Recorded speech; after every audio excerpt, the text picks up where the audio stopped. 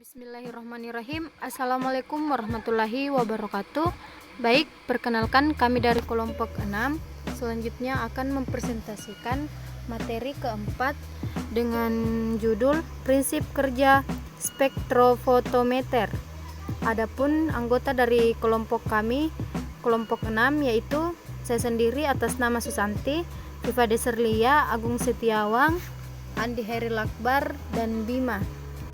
Baik, langsung saja saya akan memulai materi.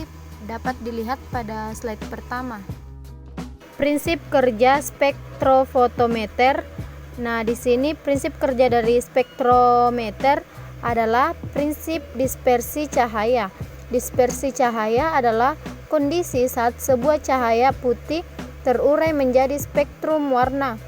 Untuk memunculkan dispersi cahaya ini biasanya digunakan cermin prisma. Dari itu kemudian dapat diukur panjang gelombang serta kecepatan gelombang cahaya. Dapat dilihat pada gambar di samping. Selanjutnya saya serahkan ke pemateri kedua. Baiklah, saya Viva Deserlia akan melanjutkan materi yaitu prinsip spektrometer. 1. Dalam spektrometer, prinsip kerja dispersi cahaya juga dimunculkan dengan cermin prisma.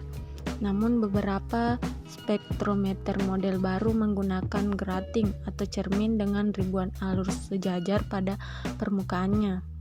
Sebagai ganti cermin prisma ini kemudian dilingkupi wadah khusus untuk mencegah cahaya bocor keluar.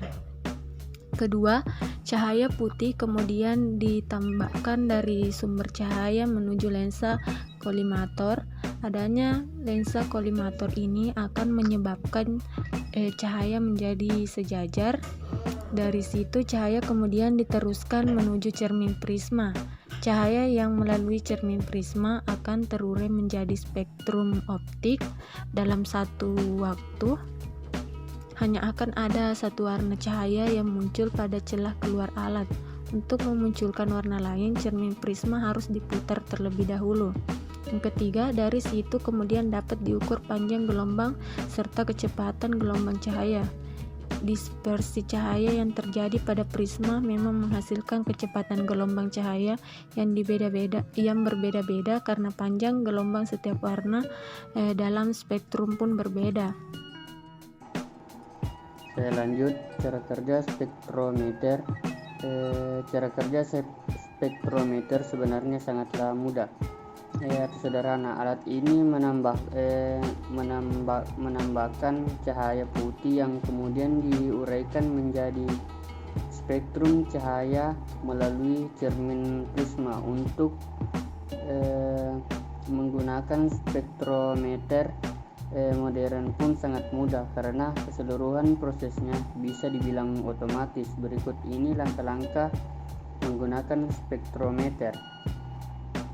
Langkah pertama yaitu memastikan sumber cahaya bisa berfungsi dengan baik. Anda bisa menggunakan lampu natrium sebagai sumber cahaya. Yang kedua, arahkan spektrometer tepat di hadapan sumber cahaya. Tujuannya adalah supaya cahaya bisa langsung menuju lensa kolimator. Yang ketiga, kalibrasikan spektrometer terlebih dahulu. Catat sudut mula-mula saat bagian teleskop dan lensa kolimator berada di sumbu yang sama. Yang keempat, letakkan cermin prisma yang akan diukur indeks biasanya. Yang kelima, atur teleskop hingga tampak garis-garis spektrum pada setiap panjang gelombang. Yang keenam, geser teleskop hingga benang selang-seling berhimpitan dengan garis-garis spektrum. 7. Catat sudut dispersi yang muncul saat spektrum cahaya telah terlihat jelas. 8. Hitung indeks bias cermin prisma berikut panjang gelombangnya. Adapun beberapa bagian dari spektrometer. Yang pertama, lensa kolimator. Bagian pertama dari spektrometer adalah lensa kolimator. Letaknya dapat berada di sebelah celah untuk masuknya cahaya. Lensa kolimator ini berbentuk tabung dengan lensa akromatik di bagian akhirnya atau mengarah ke prisma. Selain itu, lensa kolimator juga dilengkapi dengan skrup pengatur untuk mengatur jumlah cahaya yang masuk. Fungsi utama dari lensa kolimator adalah agar cahaya putih yang masuk bisa menjadi sejajar sehingga saat ditembakkan ke arah prisma dapat terjadi dispersi cahaya. Selain itu, lensa kolimator juga berfungsi mencegah cahaya putih terpencar atau bocor keluar sebelum ditembakkan ke arah cermin prisma dalam spektrometer. Yang kedua, teleskop. Teleskop adalah alat optik yang sangat umum ditemukan di laboratorium. Alat optik yang satu ini ternyata juga bisa ditemukan pada sebuah spektrometer. Pada sebuah spektrometer, teleskop berfungsi sebagai alat untuk melihat spektrum cahaya yang muncul setelah cahaya ditembakkan melewati cermin prisma. Di samping itu, teleskop juga mampu menunjukkan besarnya sudut yang dihasilkan dari dispersi cahaya melalui prisma. Dalam spektrometer, teleskop tersusun atas lensa okuler dan lensa objektif. Untuk mengatur posisi kedua lensa ini terdapat skrup khusus yang dapat diputar sesuai keperluan. Baik, untuk yang ketiga adalah meja spektrometer. Bagian ketiga dari sebuah spektrometer adalah meja. Meja spektrometer berfungsi sebagai wadah penampung prisma. Bagian ini dia dapat diatur ketinggiannya dengan menggunakan skrup khusus yang dapat dilonggarkan atau dieratkan sesuai dengan keperluan.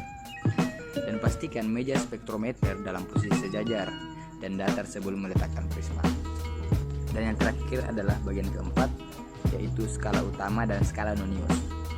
Bagian terakhir pada spektrometer adalah skala utama dan skala nonius.